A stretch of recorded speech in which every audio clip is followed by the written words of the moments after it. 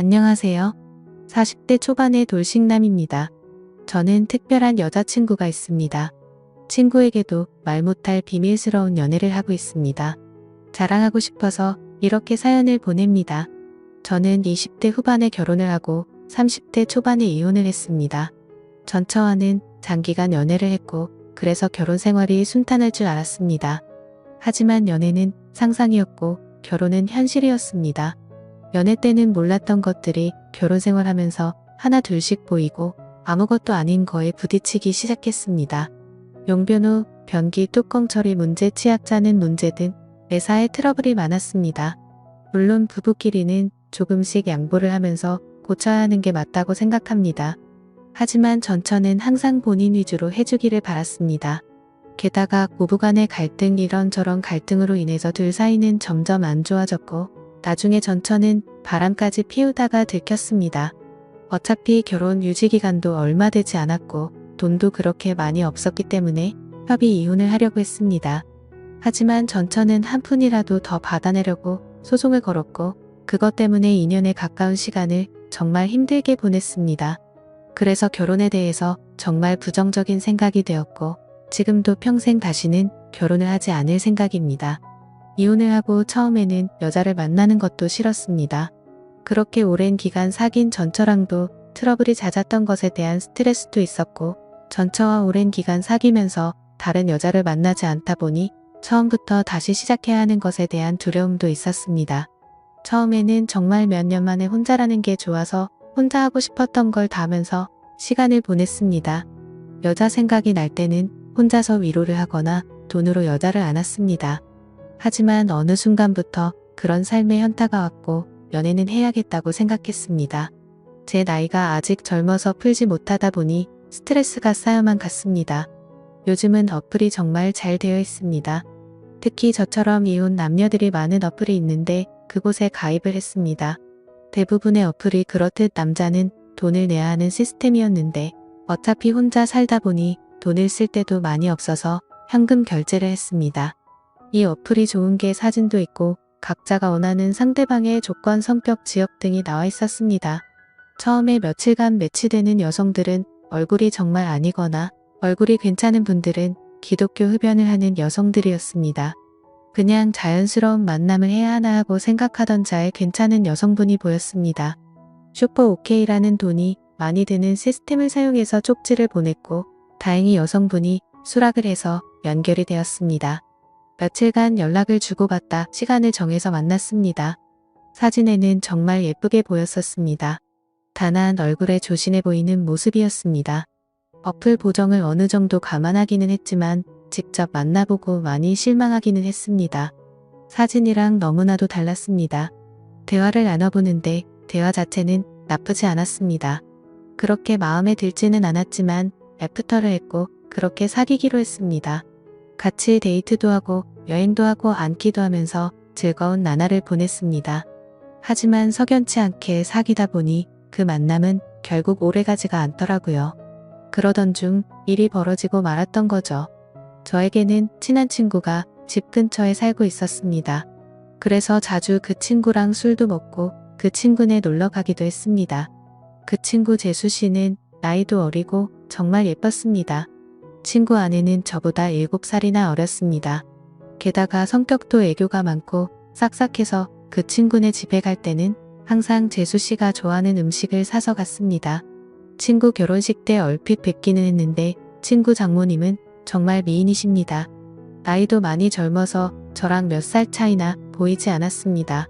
나중에 알고 보니 재수 씨 아버님이 재수 씨 어렸을 때 재혼을 한 것이었고 친엄마랑 다름없이 재수 씨를 키웠다고 했습니다.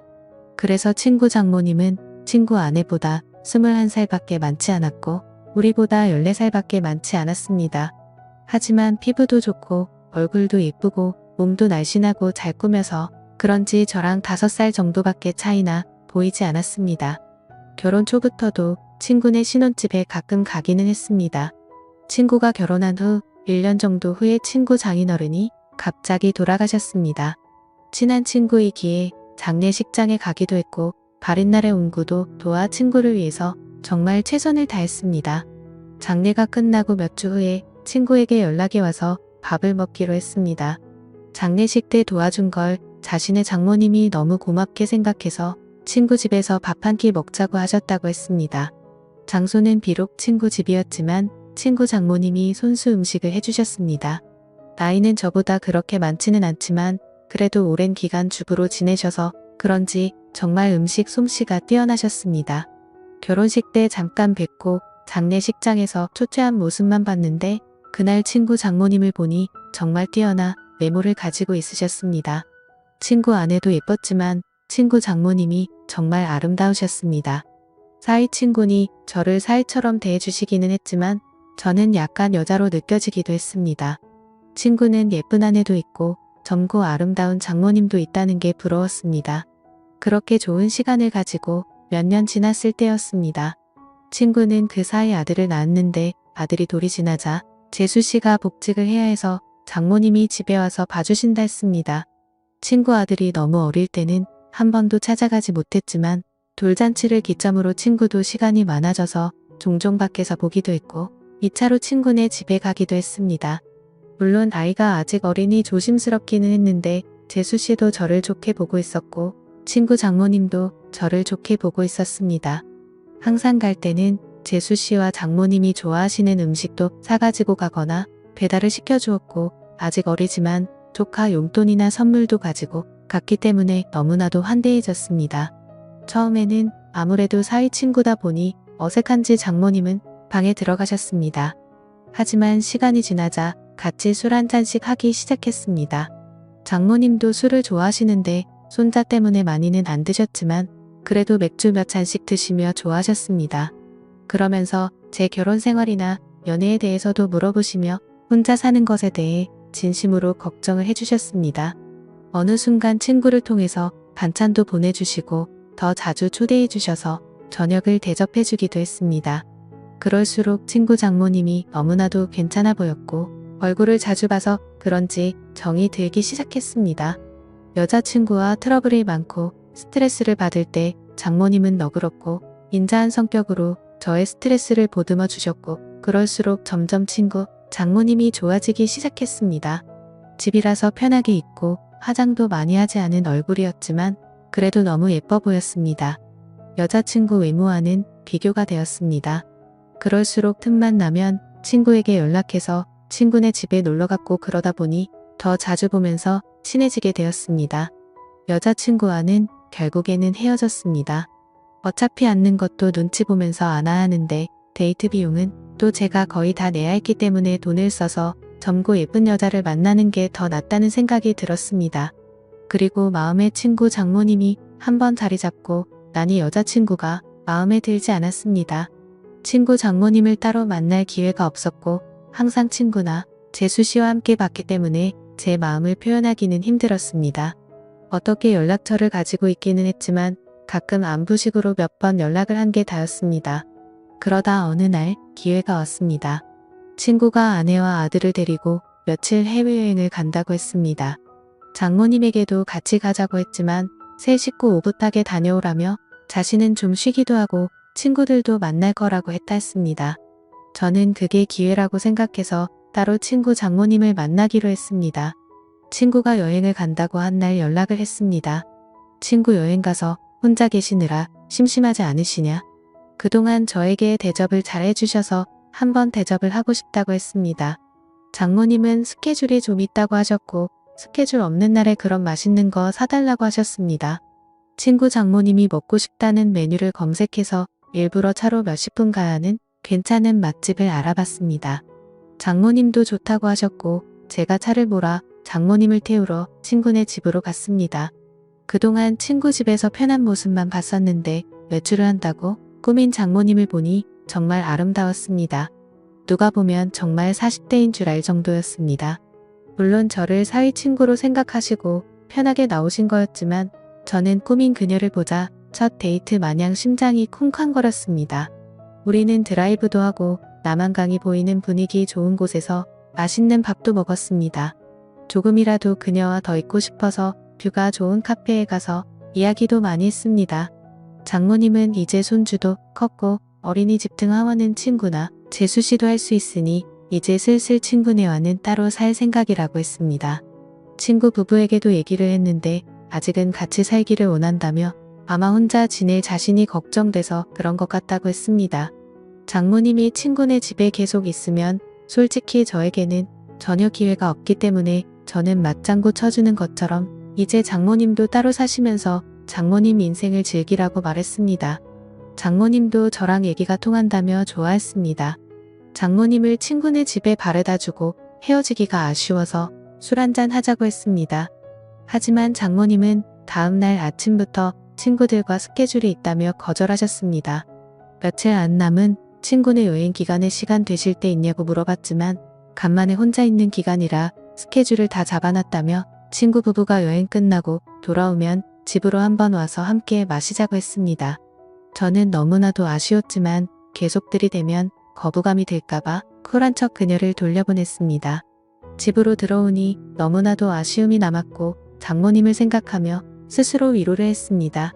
그 후로 몇 개월 친구네 집에 몇 번 갔고 친구 장모님을 보면서 애틋한 감정은 점점 부풀어 올랐습니다. 그러던 어느 날 친구네 집에 갔을 때 장모님이 보이지 않으셨고 친구는 며칠 전부터 따로 나가서 사신다고 했습니다.